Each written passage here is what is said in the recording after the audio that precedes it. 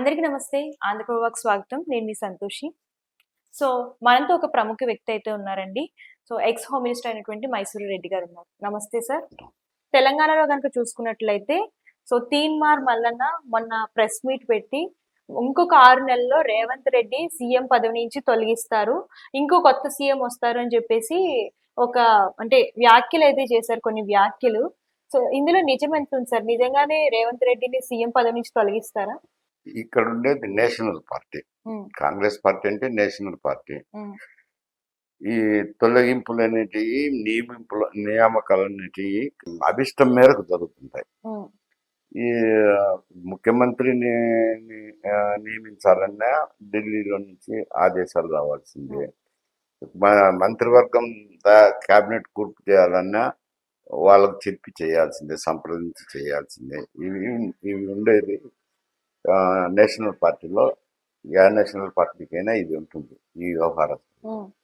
Regional పార్టీస్లో అయితే ఏమవుతుందంటే, regional పార్టీలో పార్టీ అధ్యక్షుడు ఉంటారు. ఆ పార్టీకి మెజారిటీ వచ్చిందంటే ఆ పార్టీ అధ్యక్షుడే ముఖ్యమంత్రి, శాసనసభ నాయకుడే ముఖ్యమంత్రి అవుతారు. అప్పుడు ఆయన్ని తొలగించే వాళ్ళు ఎవరు లేరు. ఆయనే హైకమాండ్, నిర్ణయాలన్నీ అతనే తీసుకుంటాడు. కాబట్టి అదంతా ముఖ్యమంత్రి చుట్టూరే వ్యవహారం అంతా నడుస్తుంటారు. పార్టీ వ్యవహారం కానీ ప్రభుత్వ వ్యవహారం కానీ ముఖ్యమంత్రితో చుట్టూరే తిరుగుతుంటుంది. కానీ నేషనల్ పార్టీస్ అట్లా ఉండదు. కొంచెం అంత అధిష్టానం కంట్రోల్ ఉంటుంది. దీన్ని బట్టి అక్కడ ముఖ్యమంత్రి పదవి 5 ఏళ్ళు శాశ్వతమని ఎవరు అనుకునేదానికి లేదు. ఎవరున్నా కాంగ్రెస్ అధిష్టానం అభిష్టం మేరకే ఉంటారు. ఇప్పుడు కొంత మేరకు అయితే పనులు చేస్తున్నారు, హామీలు ఇచ్చారు. కానీ హామీలన్నీ పూర్తిగా సంతృప్తిగా ప్రజల్లో నెరవేర్చాలని అంటే కావాల్సిన రెవెన్యూ కావాలా. గతంలో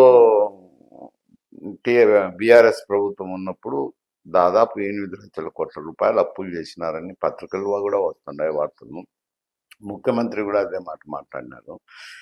8 లక్షల కోట్లకు వడ్డీలు కంతులు కట్టాల్సింది ఉంటుంది. అది దగ్గర దగ్గర 45,000 కోట్లేమో చెల్లించాల్సి ఉంటుంది సంవత్సరానికి.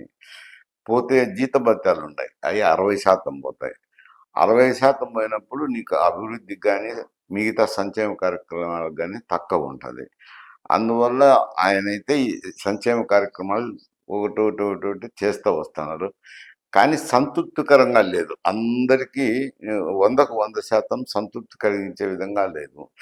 ఏ ఒక గైడ్ లైన్స్ పెట్టిన దానివల్ల కొందరికి రావటము, కొందరు రాకపోవటము, అటువంటి అసంతృప్తి అయితే ఉంది. కానీ ఉన్న పరిస్థితుల్లో ఏదో నెట్టుకొస్తున్నాడు. కానీ ఇట్లే ఉంటే ఎన్ని రోజులు అది కాంగ్రెస్ అధిష్టానం నిర్ణయం తీసుకునేది. కాబట్టి పర్మనెంట్గా ఉంటారని ఎవరు అనేదానికి లేదు. తీన్మార్ మల్లన్న అన్న విషయాల్లో అయితే అది అధిష్టానం నుంచి కాదు, ఆయన ఉన్న పరిస్థితులను బట్టి, గతంలో ఉన్న అనుభవాలను బట్టి కాంగ్రెస్లో ఎవరు పర్మనెంట్ కాదు, శాశ్వతం కాదు, ఎప్పుడు ఒకరు మారుతారని చెప్పి ఉండొచ్చు. సార్, అయితే ఒకవేళ ఆయన పదవి నుంచి తొలగిస్తే నెక్స్ట్ సీఎం ఎవరయ్యే అవకాశం ఉంది? ఈ అధిష్టానం అంటుంది కదమ్మా. అప్పుడు ఏదో అబ్జర్వర్లు వస్తారు, శాసనసభ పక్షం సమావేశం నిర్వహిస్తారు, అందరి అభిప్రాయాలు తీసుకుంటారు. వాళ్ళ అభిప్రాయాలను తీసుకువెళ్ళి మళ్ళీ అధిష్టానానికి చెప్పాలా. అధిష్టానం వాళ్ళు రకరకాల ఆలోచన చేసి రకరకాల ఒత్తిళ్లలో వాళ్ళు ఏం నిర్ణయం తీసుకుంటారో చెప్పేదానికి అట్లా అవకాశం లేదు అంట.